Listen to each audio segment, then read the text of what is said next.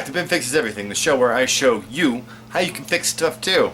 The problem today is an unpleasant one. It's an electrical problem. I tried starting my bike at 4 in the morning the other day to go to work on a Saturday. It was really awful. And these headlights just wouldn't turn on at 4 in the morning. And I couldn't leave, so I had to borrow my teenager's car to get to work, which is pretty lame. So I'm going to show you how to diagnose headlight issues, because it's kind of a problem with these katanas online is what I can tell. So let's get cracking.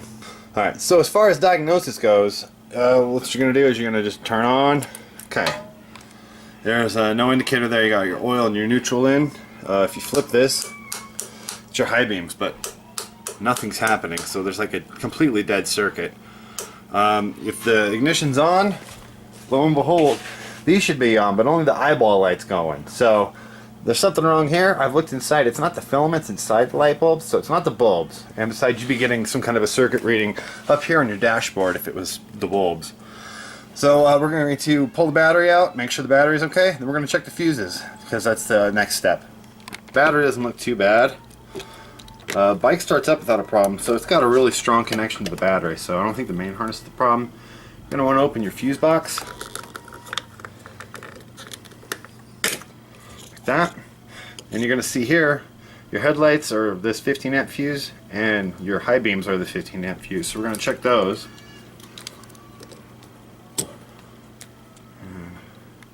If you look there, that fuse is fine, so it's not that fuse, but maybe it's the other one, right? That fuse is perfectly fine too. We're gonna have to go to the next step, I guess. Alright, it's not the simple fixes, unfortunately. The only thing I could think of that I did differently when I had it out on Thursday or Friday, I don't know, is I was switching my high beams on while I was on the highway because I was invisible.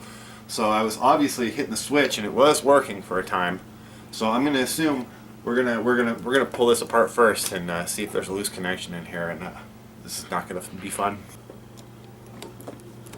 There's a spring on this first one. That's great. Don't mess with any of the clutch stuff. You're gonna have to fix that too. Oh, there's gonna be a lot of parts inside of this thing. A lot of tension on it too. Just make sure you pay attention to what you're doing and make a pile with all the parts in it so you can put it back together.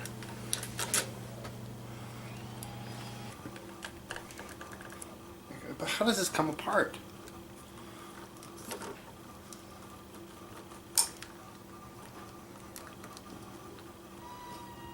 Okay, I found the other screw why it wouldn't come off. Under here, and it's holding the rest of it together. But yeah, I loosened it up and then I could turn it around and get it.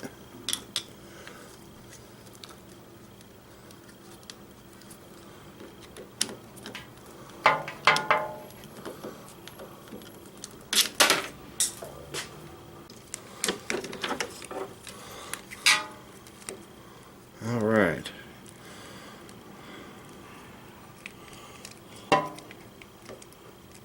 You just leave your choke alone, don't mess with it.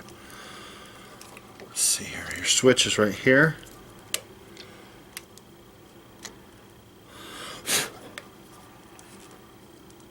There's your horn switch, there's your turn signals. Man, I don't want to take this apart. That's some scary stuff, guys, but let's do this thing, I guess. Okay. Wow, okay, well there's that. We're going to be concerned about this, that it's a bad ground.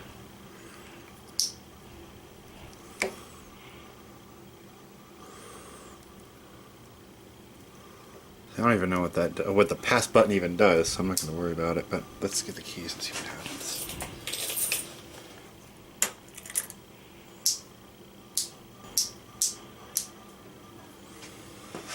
That's not good. Because these look like they're in pretty good shape.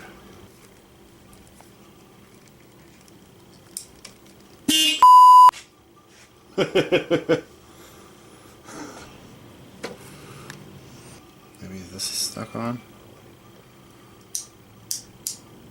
Okay, I'm going to use isopropyl alcohol to clean the connections inside the switch.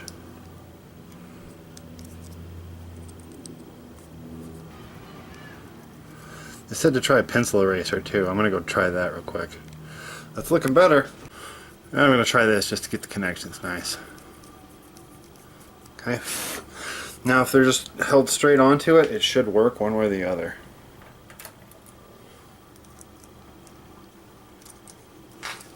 Not getting anything.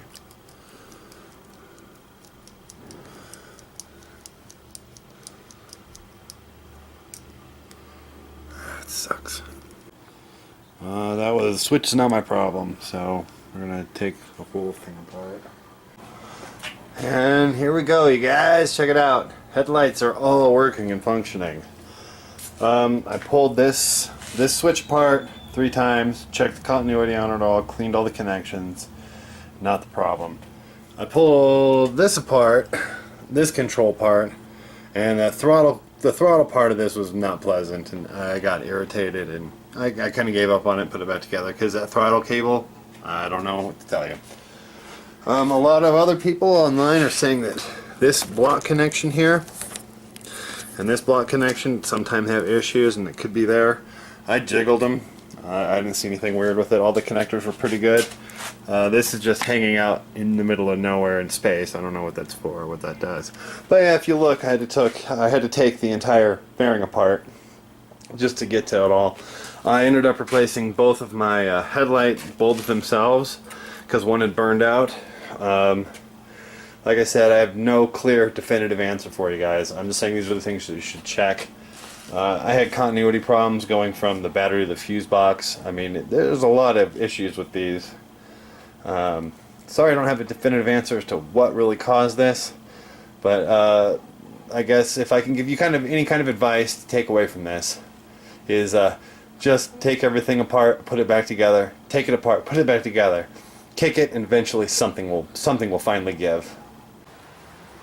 All right, it's time. Time for a confession.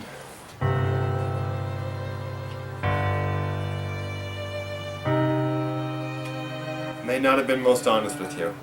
I didn't technically fix it. I might have fixed it for a moment, but it only worked for one time, and then it was broken again.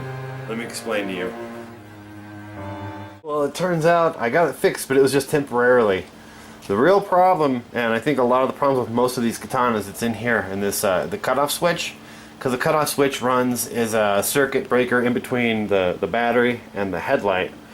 So if that goes bad, it's gonna cut the connection there. No headlights. You're out of luck. I actually end up having to pay somebody to do it because when you rip this whole thing apart, you've got all these switches in here. There's a lot of switches.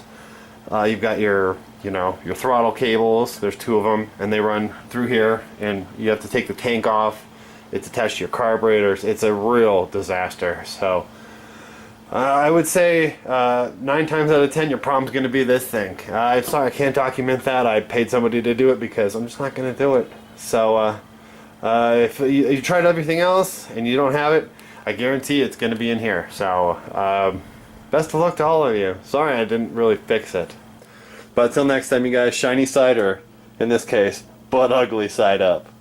See ya.